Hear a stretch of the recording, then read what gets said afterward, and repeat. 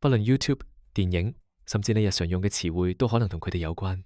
到底 JFFT 憑咩？憑乜嘢呢四個自嘲廢青嘅四子能從一間小房間一路直播到成為香港網路界頂流？憑乜令各界演藝人大至古天樂都紛紛衝去同佢哋合作？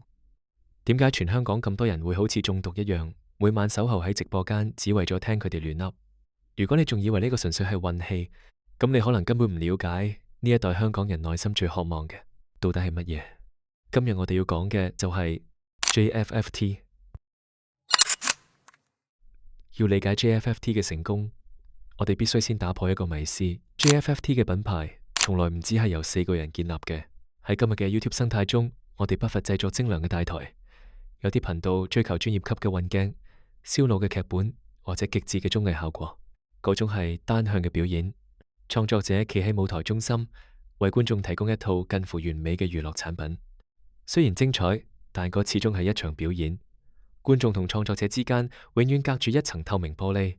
然而 JFFT 走向咗完全相反嘅路。好多人會將佢哋嘅直播同傳統電台節目比較，但兩者之間有住本質嘅區別。傳統電台嘅 DJ 往往有一種導師嘅距離感，佢哋用磁性嘅聲線、客觀嘅角度去分析你嘅故事，咁係一種居高臨下嘅關懷。但 JFFT 嘅節目係貼地嘅。如果你去觀察 YouTube 上嗰啲數以千計嘅直播精華，你會發現一個有趣嘅現象：影片嘅主角往往唔係床、雞、糧、米，而係嗰位迷失嘅年青人，嗰位被上司欺壓嘅打工仔，或者係嗰位養咗好多寵物嘅女士。喺 JFFT 嘅 live 唔存在所謂嘅階級。床哥喺聽你電話嘅時候，佢唔係喺做諮詢，佢更加似係一個啱啱收工陪你訴苦、聽你分享嘅手足。佢唔一定會俾你咩人生大道理，但佢就好似朋友咁樣會陪你一齊鬧，陪你一齊笑，甚至陪你一齊無言。呢個就係 JFFT 最核心嘅魅力，集體共創。佢哋嘅品牌並非由四子單獨打造，而係由無數個香港人嘅故事堆疊而成嘅。呢個就係點解 JFFT 嘅品牌黏稠度如此驚人，因為呢份品牌資產裏邊有你份。每一條被瘋傳嘅精華影片都係香港人真實生活嘅切片。只要你攞起電話打通嗰通 call in，你就唔再只係旁觀者，你就係當晚嘅主角。JFFT 唔係經營一個頻道，佢哋係經營一個屬於全香港人嘅集體敘事容器。佢哋提供咗一個空間，讓每一個平凡嘅香港人都能將自己嘅靈魂碎片寄存於此。如果話 JFFT 嘅成功係因為貼地，咁點解呢一份真會成為呢一代香港人嘅集體救贖？喺社會學嘅角度睇，JFFT 建立咗一個現實世界唔存在嘅心靈烏托邦。今日嘅香港係一個充滿壓抑、高度競爭且強調精英主義嘅社會。我哋被教導要追求完美，要隱藏脆弱，凡事都要講求價值與意義。但喺呢個制度化、異化嚴重嘅環境裏，我哋逐漸失去咗說話嘅權利，或者話我哋失去咗講廢話嘅空間。JFFT 嘅出現正好填補咗呢個靈魂嘅空洞。點解話佢哋係絕望裏面嘅救贖？因為佢哋賦予咗我哋一種極其珍貴嘅權力——失敗嘅權利。喺直播間嗰種高黏稠度嘅背後，其實係一種心理學上嘅替代性補償。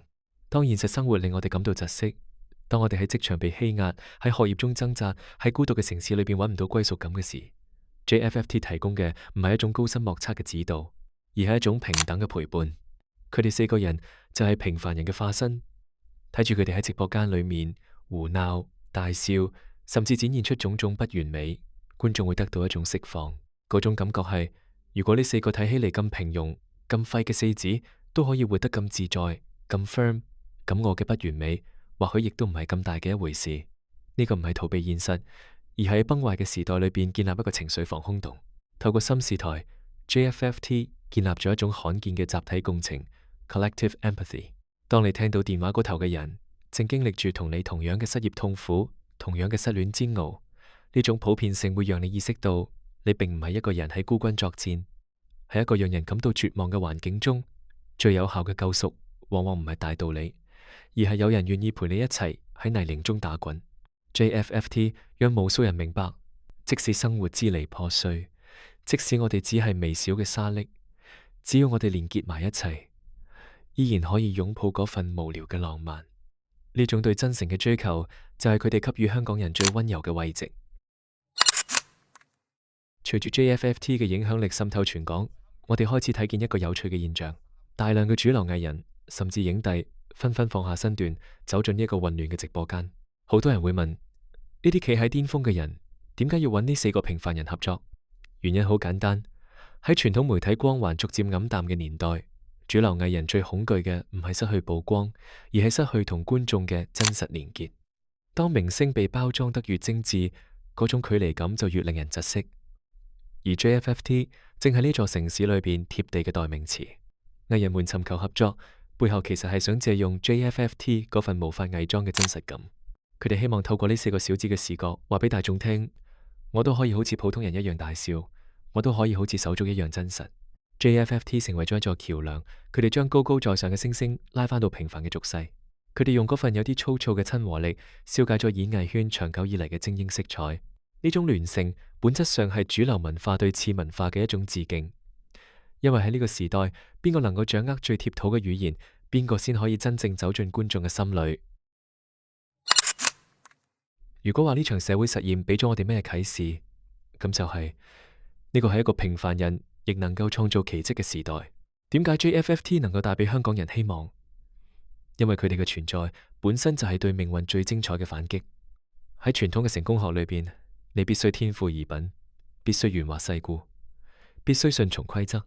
但 JFFT 卻用10年嘅時間話俾大眾聽：你可以爆粗，你可以幼稚，你可以唔夠完美，但只要你夠真誠，只要你敢於喺呢片冰冷嘅土地上守望相助，你依然可以發光發亮。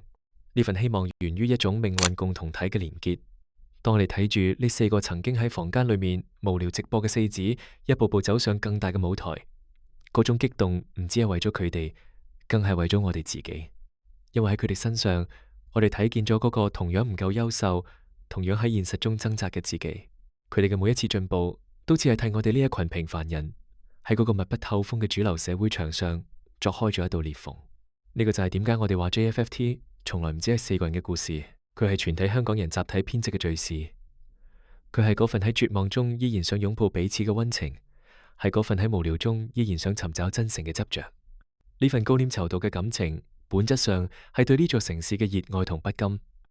我留意到咧 ，JFT 嘅 fans 咧，佢動員力係十分強嘅。當 JFT 嘅成員咧去其他 channel 度上 live 做嘉賓嘅時候咧，咁佢哋啲 fans 咧都頗為低質地洗版啊，咁大概咧可以出到數以百萬計嘅 friend。當我哋喺 live 入邊用同樣嘅潮語洗版，聽住同樣嘅 call in， 笑住同樣嘅笑話，我哋其實係共同守護住香港最後一點人情味。JFFT 讓我哋睇見，奇蹟唔一定發生喺天才身上，奇蹟可以發生喺每一通深夜嘅電話入邊，發生喺每一次真心嘅共鳴。佢話俾每一位正在熒幕前感到孤單或者平庸嘅你，你嘅故事值得被聽見，你嘅平凡本身就具備影響他人嘅力量。所以翻到最初嗰個問題， JFFT 4子到底憑乜嘢成為香港人嘅頂流？或許答案從來都唔喺佢哋身上，而係喺我哋每一個人身上。我哋追睇 JFFT 唔係因為佢哋活得似神，而係因為佢哋活得似我哋。佢哋嘅存在就好似係喺呢座冰冷壓抑嘅城市裏邊，為我哋保留咗一塊唔需要偽裝、唔需要競爭，甚至唔需要有意義嘅淨土。喺呢個烏托邦裏，你可以脆弱，你可以大笑，你可以係一個最真實嘅平凡人。JFFT 用咗10年嘅時間去證明一件事：當世界變得越發虛假，真實就係最強大嘅武器；當社會變得越發疏離，陪伴就係最昂貴嘅救贖。佢哋寫下嘅唔係一個關於成功嘅劇本，而係一份關於共存嘅連結。呢個係一個關於我哋點樣透過一通電話、一段留言、一次共鳴，喺絕望嘅裂縫中共同守護住嗰一點點溫度嘅故事。JFFT 嘅 live 總會關燈，深夜嘅 call in 亦都總會結束，但係嗰份好 firm 嘅連結已經悄悄咁喺我哋心裏邊提醒住我哋，即便生來平凡，我哋依然擁有創造奇蹟嘅權利。JFFT 話俾我哋聽，我哋每個人都係特別嘅，每個人嘅故事都係吸引嘅，而你嘅平凡值得被喜愛，值得被聆聽。J 台係我噶啦，收皮啦你哋。